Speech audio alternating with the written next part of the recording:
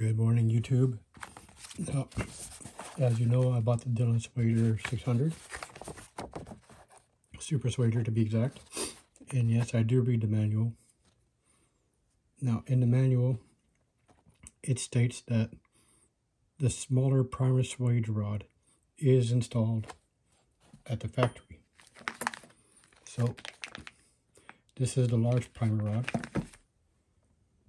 And this here is the large rod, the smaller rod, and the larger indicator rod, which is for 30 cal, 38, 9mm, 40 Smith & Wesson.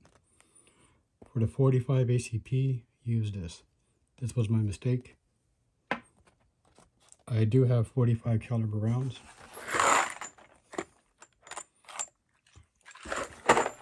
And those do work.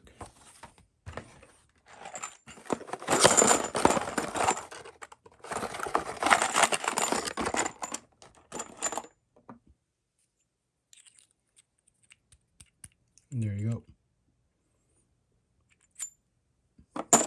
But this is for 9mm.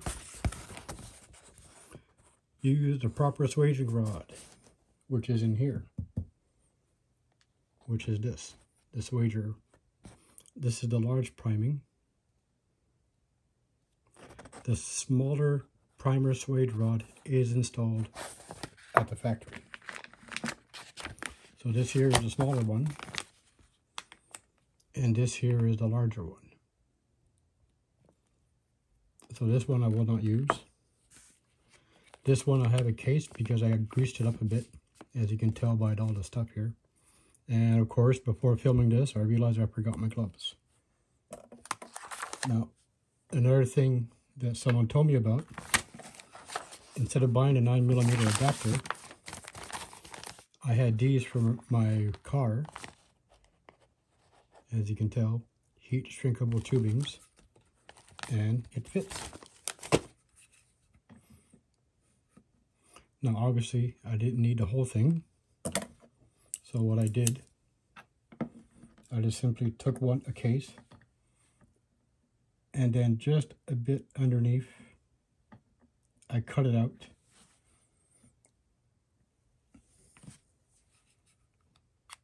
So you see, you would cut just a bit underneath, give it some space.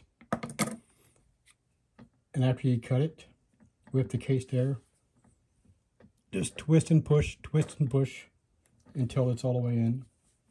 And what I ended up doing with the scissors, very carefully, not to damage the tip, I just cut around the edges. Looks like I missed a bit.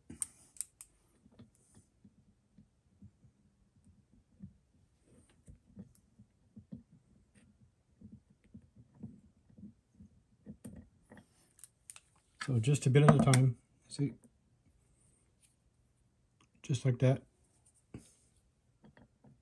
And now the case will fit perfectly. Another important thing, loosen the nut to loosen your rod. Why? Because even though they're all 9mm, it's not all the same stampings. In my case, it's all, well, this is 45, but it's from the same Winchester and it's the same white box. All my rounds are from the same batch, so I can do this. I don't have to worry about that. So let's reinstall this. Now the other trick also, the rod has to be facing up. When you're reassembling the unit, be sure the eccentric pin is on top of the handle in the eccentric, otherwise you won't be able to make a complete stroke. The eccentric pin being this.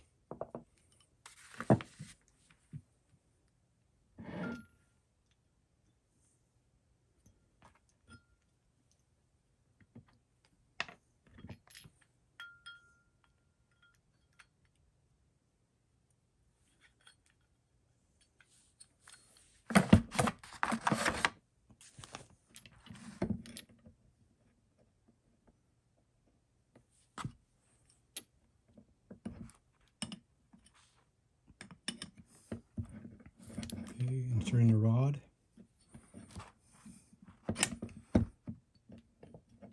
Aligning the holes. And I'm making sure that the rod is faced like this so that the pin goes on top.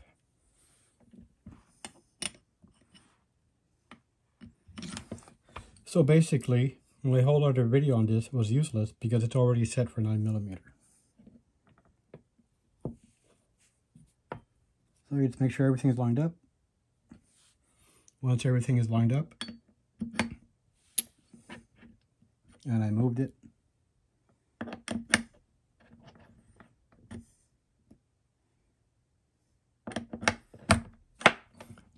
there you go. Hold it in, replace back the E-ring, E-clip. This can be a bit tricky without wanting to scratch the sides, which I do not want to. Now, I didn't eat my Wheaties, so this is going to be a bit painful.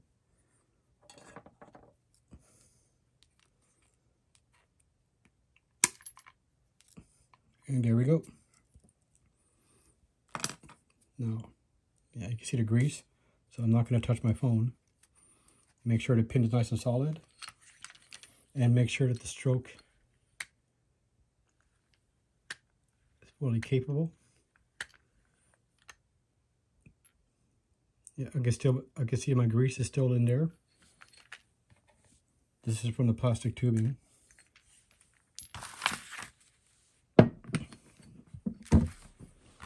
So the rubber bit is still attached. These we no longer need. This is just for demonstration. But a good example, one of the few things I collected from the Army when I left. This is from the C9, the FN Mini Mag. This is what was installed originally. And there you go. Perfect fit for a 5.56.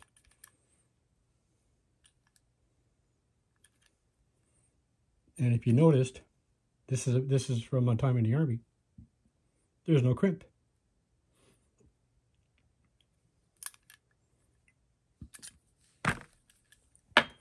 And this here is for large rifles, the large primer. So here you go. 303 British.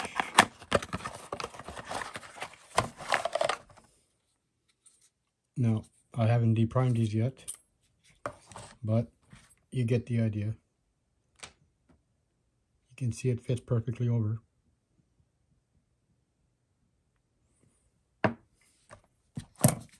My little helper's here. She's getting old. Hi, Pearl. I hope she'll make it this winter, but we don't think so. So I'll put these away. I'll oil these and put these back in the clear plastic container. Now to show you, these are the few Winchester stamp rounds. So it says Win 9mm.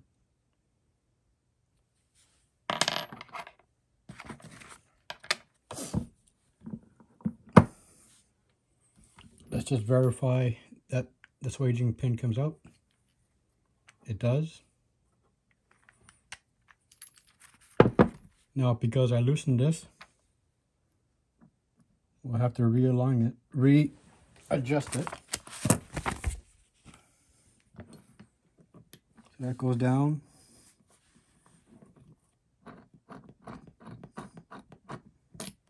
Too much.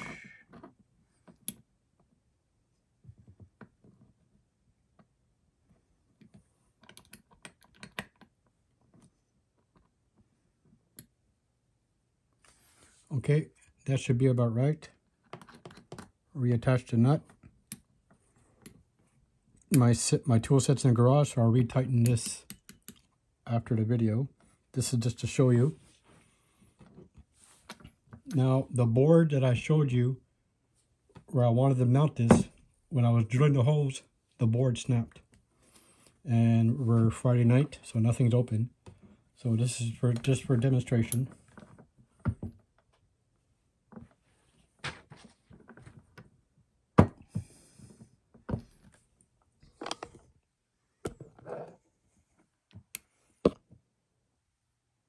So you see, I'm not touching the tool. You can see it going into the priming hole. Okay, I just wobbled the machine, but the case is no longer wobbling on the rod. Now there was no pressure because, oh, wait.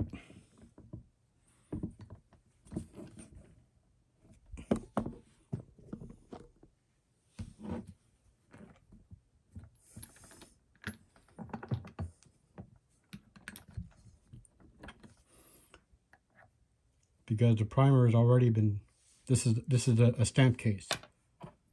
There's no swaging to be done. Swaging. Now here is a different Winchester. This is a Winchester case, but it's not from this batch. I haven't done this yet, so let's see what happens. Now you see, because it's from a different batch, I have to make small adjustments.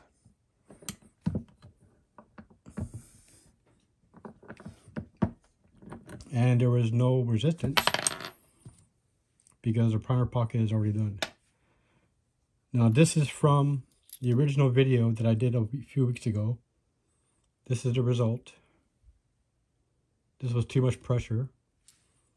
I had the rod too close. This was the second attempt. And this is when I stupidly used this. So put these bad ones aside. Now this one looks okay. It looks fine. Let's see how it works now that I've got the proper setup. Okay.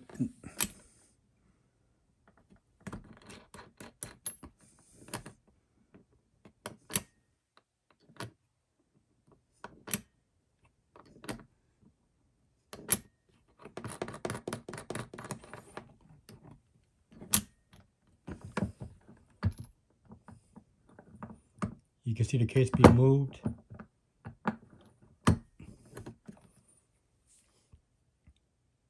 And there you go. The primer pocket is wider.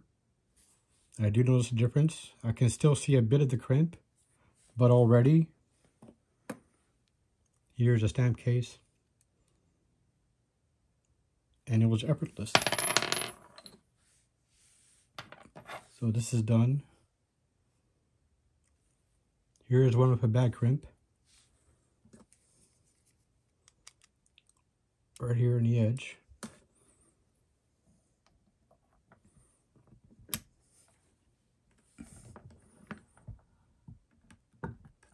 Now I felt more resistance on this one than the others.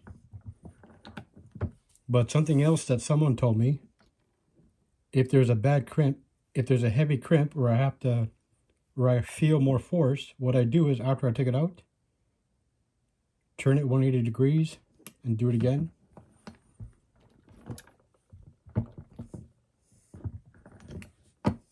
I'm touching the handle with my greasy hands. Okay, that's something else I have to clean.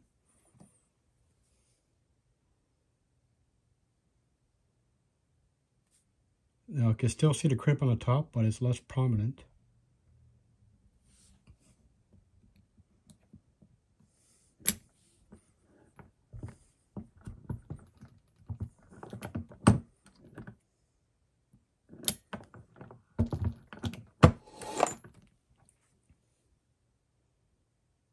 And there we go.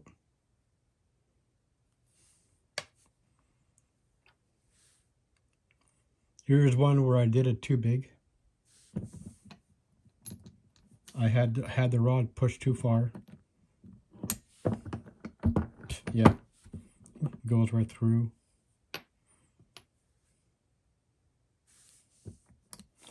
So you see with the little shrink wrap tube, makes a big difference instead of paying $28.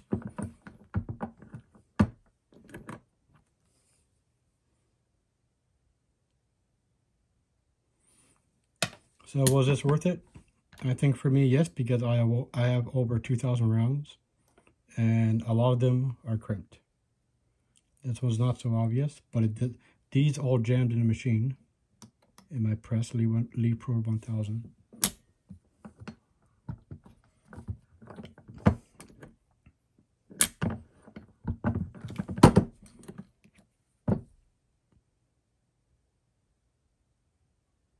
Yeah, if you hear girls screaming, it's because there's a party next door.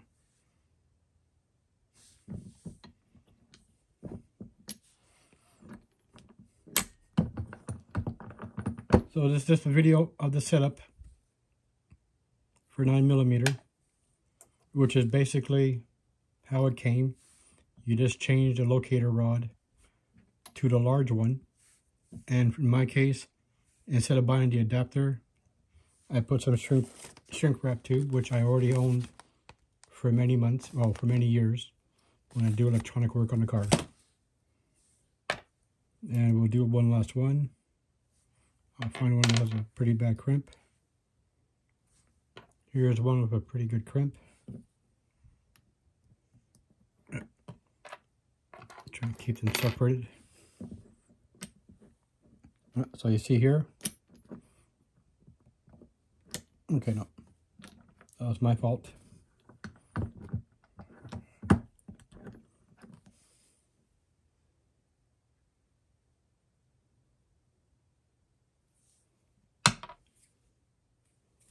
$17 minutes to show you on the Dillon Swage, Super Swage. Was it worth it? 180 bucks, $208 with tax. In my case, it is. There you go, 180 bucks. Code number 20095. This product can expose me to lead, which will give me reproductive harm. It's okay, I'm single, and my last 2 exes had abortions. Thank you, girls.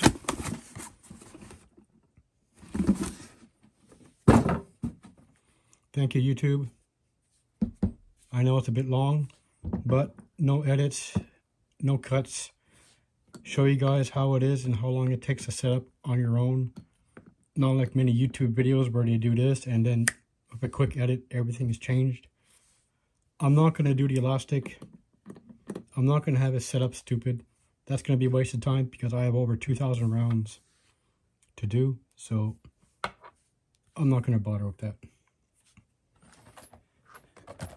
And I counted, this is from the previous video, out of the 2,000 plus rounds I got a Winchester, there's 35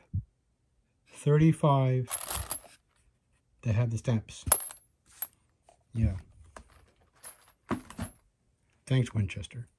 And I just realized I'm talking a bit closer to the mic. I don't know how this will sound on the final edit, but sorry in advance.